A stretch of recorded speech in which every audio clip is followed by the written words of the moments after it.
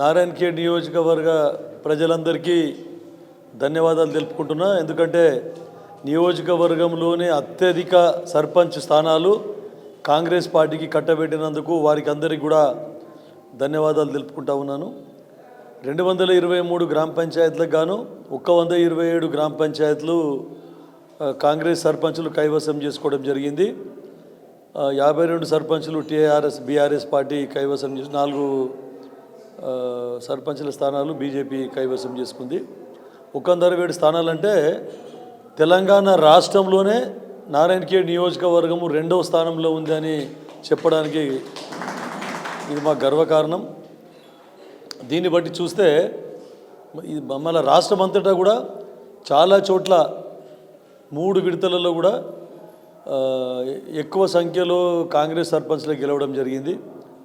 So దీన్ని బట్టి చూస్తే మా రేవంత్ రెడ్డి గారి పరిపాలన, మా ప్రజాపాలన ఏదైతే ఉందో కాంగ్రెస్ ప్రభుత్వం 2 సంవత్సరాల పరిపాలన అన్ని సంక్షేమంలో మరి అభివృద్ధిలో దూసుకుపోయి ప్రతి సంక్షేమ ఫలితాలన్నీ కూడా అట్టడుగు వర్గాల వారికి అందినాయని చెప్పేసి నిరూపించబడ్డది.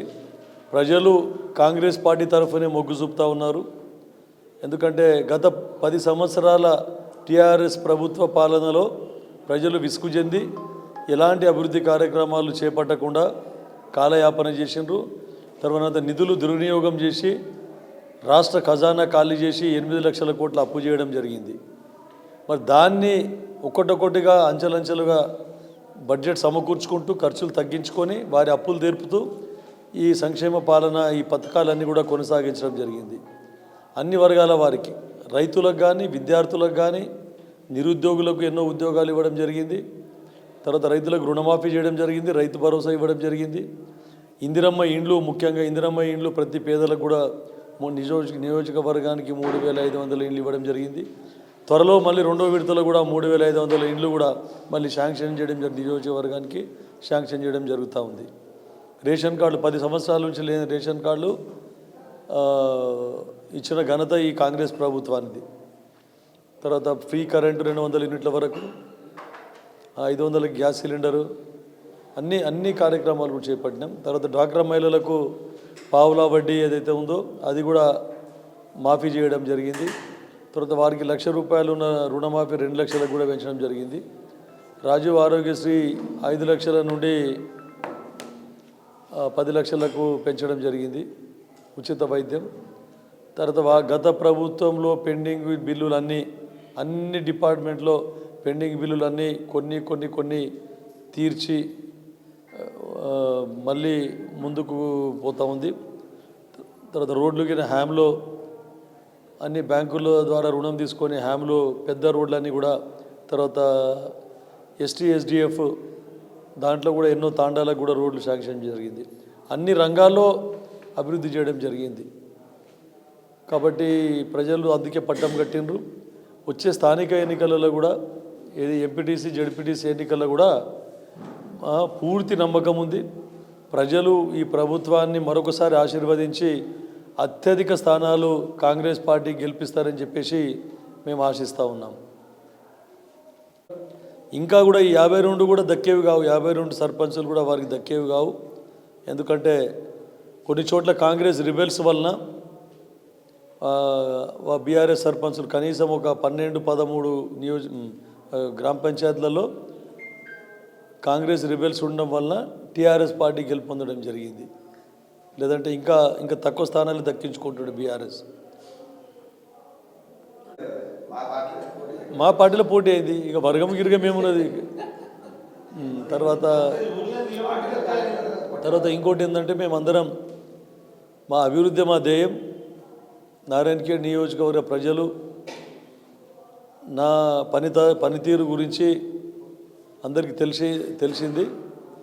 ఎందుకంటే పార్టీ రహితంగా సంక్షేమ ఫలాలు అన్ని పార్టీలలోని బడుగు బలహీన వర్గాలకు అందే విధంగా నేను ప్రయత్నిస్తూ ఉన్నాను. కేవలం మా పార్టీ కార్యకర్తలకే కాకుండా అన్ని పార్టీల్లోని బడుగు బలహీన వర్గాలకు ప్రభుత్వ సంక్షేమ పథకాలు అందాలని పనిచేస్తూ ఉన్నాను.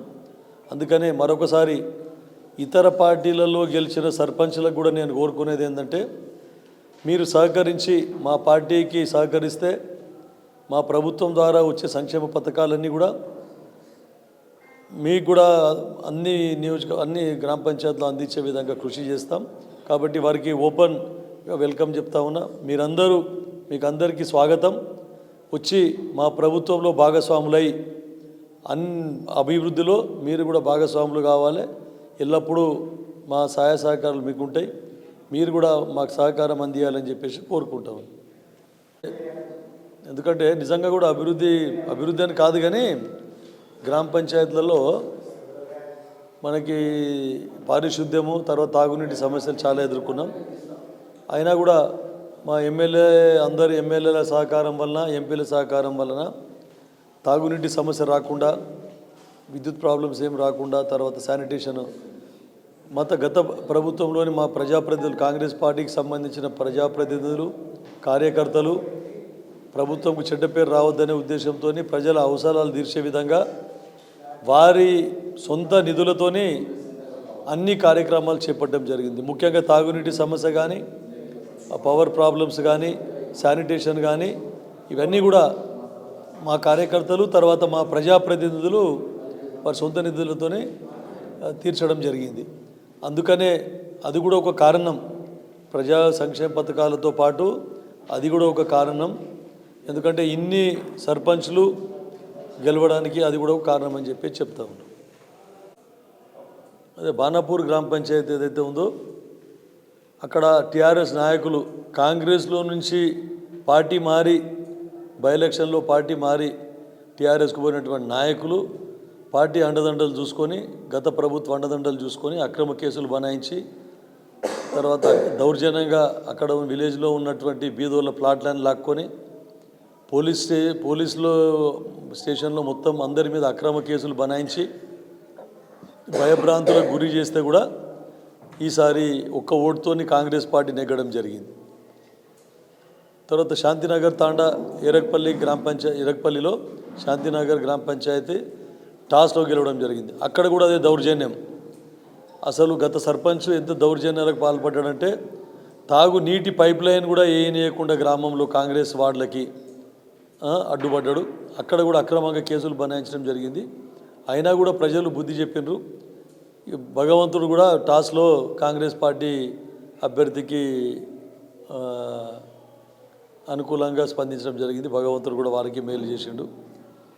ఈ రెండు మటుకు. తర్వాత ఇంకోటి, గత 40 సంవత్సరాల నుండి ఎప్పుడూ టీఆర్ఎస్కే పట్టం కట్టిన టీడీపీ టీఆర్ఎస్ పార్టీకి పట్టం కట్టినటువంటి గ్రామ పంచాయతీలు, ముఖ్యంగా గత శాసనసభ్యులు, మాజీ శాసనసభ్యులైన భూపాల్ రెడ్డి గారి గ్రామ పంచాయత్ కృష్ణాపూర్లో కూడా ఈరోజు కాంగ్రెస్ జెండా ఎగిరేయడం జరిగింది.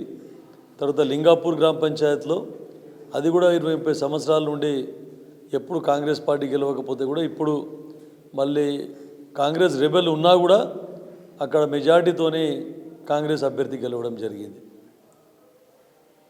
ప్రయత్నం చేసాము రెబెల్ బెడద, ఇప్పుడు కూడా రెబెల్ బెడద కాకుండా ప్రయత్నాలు చేయడం జరిగింది. ఇప్పుడు పార్టీ గుర్తుండదు కాబట్టి, ఎందుకంటే ఇండిపెండెంట్గా వ్యవహరిస్తూ ఉంటారు.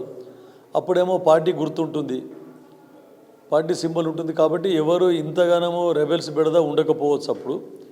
అయినా ఇప్పుడు కూడా మేము ప్రయత్నం చేసాము. అప్పుడు కూడా రెబెల్స్ బెడద ఉండకుండా మేము ప్రయత్నం చేసి ఇంకా కూడా అత్యధిక మెజార్టీ కాంగ్రెస్ పార్టీకి ఇప్పేయడానికి ప్రయత్నం చేస్తాం. Hi, this is Swati Dikshit. Please subscribe to SKS Fly TV.